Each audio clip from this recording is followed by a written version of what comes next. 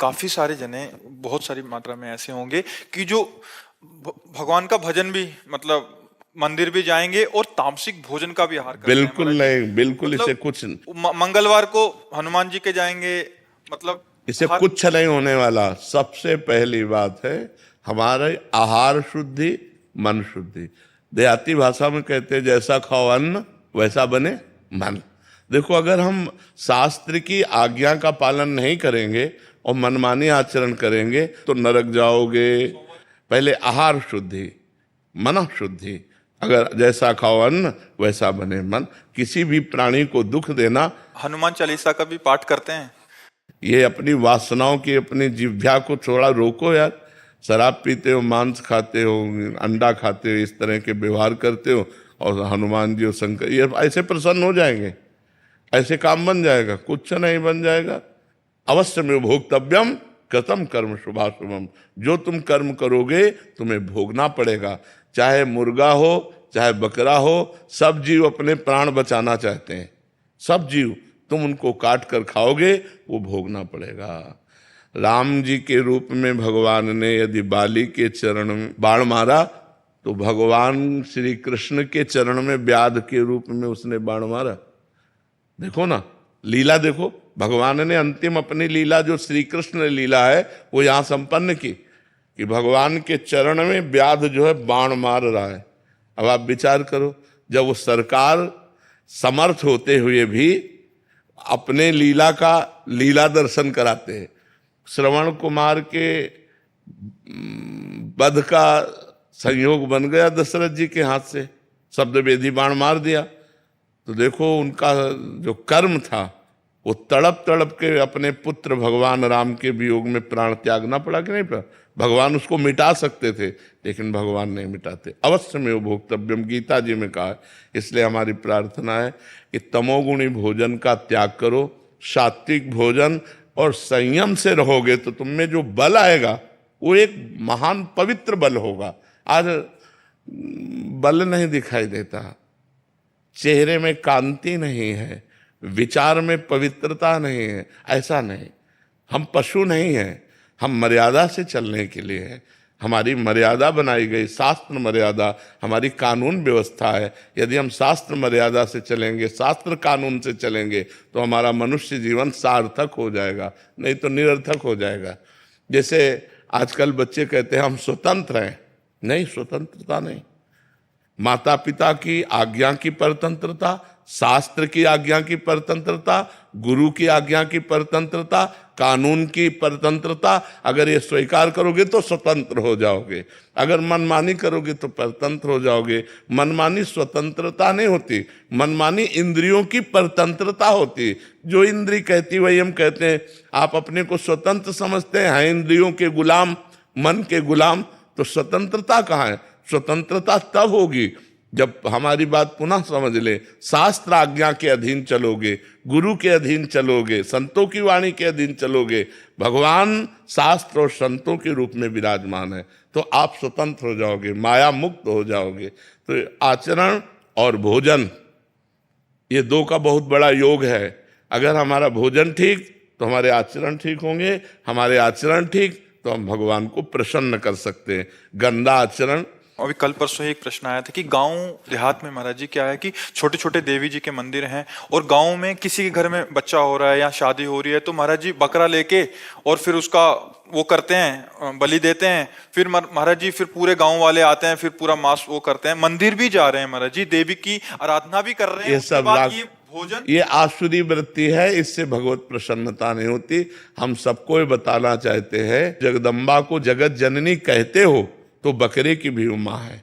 जगत जननी है ना, माँ अपने पुत्र की बलि से प्रसन्न कैसे हो सकती है? हमें तो नहीं समझ में आता। और जब वो जगत जननी है तो बकरे की भी माँ है, वो भैंसे की भी माँ है, वो गाय की भी माँ है।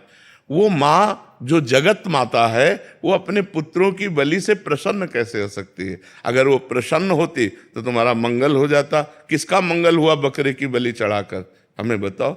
देवी अप्रसन्न हो जाएंगी अगर नहीं किया ऐसा, तो महाराज जी ये भी माने।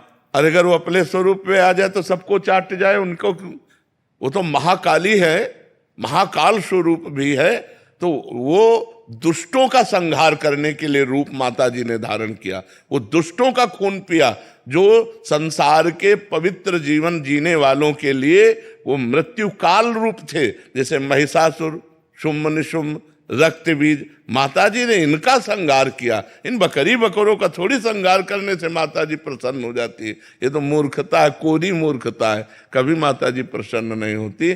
हमें लगता है कभी ऐसे कार्य नहीं करने चाहिए और ये सोचो कि माँ प्रसन्न हो जाएंगी, मुझे ऐसा नहीं लगता। माँ ऐसे नहीं, कुपुत्रो जायते क्वचिदपि कुमाता न भवति। माता जी तो तब प्रसन्न होंगी जब सब पर दया करने लगो, सबको सुख पहुंचाओ, नाम जप करो, अच्छे आचरण करो, तो जगदम्बा प्रसन्न हो जाएगी। अगर फिर से उनको प्रसन्न करना है महाराज जी, और ये प्रथा चली है, और जैसे किसी के घर में पुत्र देखो हुआ, शास्त्र में विधान है, नारियल की बलि, नींबू की बलि, इनकी बलि सात्विक बलि दे। आप कच्चा नारियल की बलि दे सकते हैं, तो ये भी बलि तो मानी जाती है। ये सब मनमानी आचरण है, इससे देवी प्रसन्न नहीं होती है। और देवी को रक्त चाहिए तो चराचर जीवों के हृदय में देवी विराज। देवी प्रपन्नार्थ हरे प्रसीद प्रसीद मातर जगतोखिलस्य प्रसीद विश्वेश्वरी पाहि विश्वम त्वमीश्वरी देवी चराचरस्य। त्वमीश्वरी देवी चराचर से, वो चर अचर की ईश्वरी है, उनको किसी के खून की जरूरत है, माँ को किसी की खून की जरूरत है। अरे माँ तो अपने खून को दूध बनाकर अपने बच्चों का पालन करती है।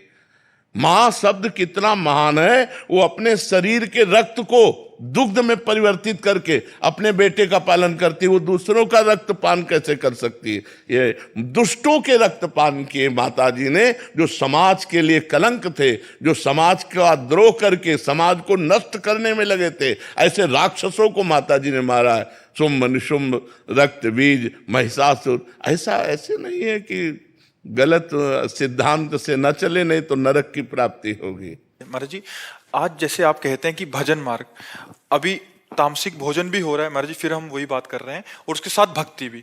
भक्ति का उद्देश्य है कि प्रभु का अगर हम पास जाएंगे या सोमवार को या मंगलवार को हम प्रभु के आगे हमारी करेंगे, कामनाओं की पूर्ति। महाराज जी, अगर उद्देश्य भगवत प्राप्ति हो, फिर तो महाराज जी उस उद्देश्य ही पता नहीं है। हाँ, लेकिन हम कह रहे हैं कि अगर हमें कामना की भी पूर्ति चाहिए तो हमको गलत आचरण छोड़ने पड़ेंगे, क्योंकि हम जो कामना की पूर्ति चाहते हैं उसमें पाप आचरण बाधा पहुंचाएंगे।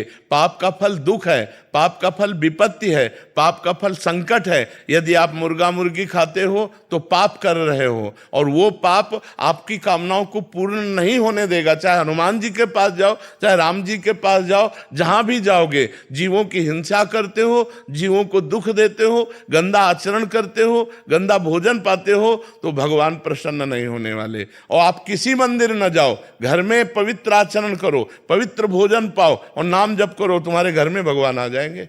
कहो सो कहां जहां प्रभु नाही, हरि व्यापक सर्वत्र समाना, प्रेम ते प्रगट होए मैं जाना। तो प्रेम कहां से आ जाएगा जब अपराध करोगे? इसलिए सब जो कामना भी पूर्ति चाहते हैं तो उनको चाहिए कि गंदा भोजन और गंदे आचरणों का त्याग करें, तो उनकी कामना जल्दी पूर्ण हो जाएगी, निश्चित पूर्ण हो जाएगी। समझते हैं कि मतलब मुर्गा और मछली का हिंसा करने से ये जीव हिंसा के अंतर्गत नहीं आता। क्यों नहीं आता? तुम्हारी अंगुली काटे तुम्हें कैसा लगेगा? दर्द नहीं लगेगा? उन जीवों को देखो, एक चींटी के भी पीछे अंगुली लगा के देखो, ऐसे वो भाग रही अपने प्राण रक्षा के लिए। क्या उनमें जीव नहीं है?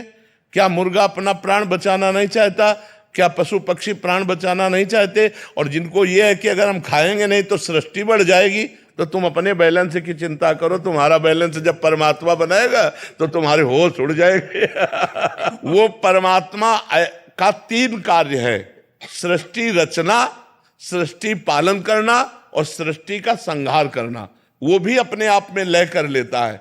वो प्रलयंकारी परमात्मा है, वो काल का भी काल है, वो महाकाल है। वो जिस समय जैसा चाहता है वैसा अपना बैलेंस बनाता रहता है। सृष्टि का बैलेंस बनाना उसका कार्य है, हमारा कार्य नहीं है। हमारा कार्य है उसकी आज्ञा के अनुसार चलना। हम मनुष्य, हम राक्षस नहीं है। तो हमें सबसे प्रार्थना है कि मांस, मदिरा, अंडा, पराई स्त्री से व्यभिचार, इनका त्याग करो तो तुम्हारा जीवन सुखमय हो जाएगा।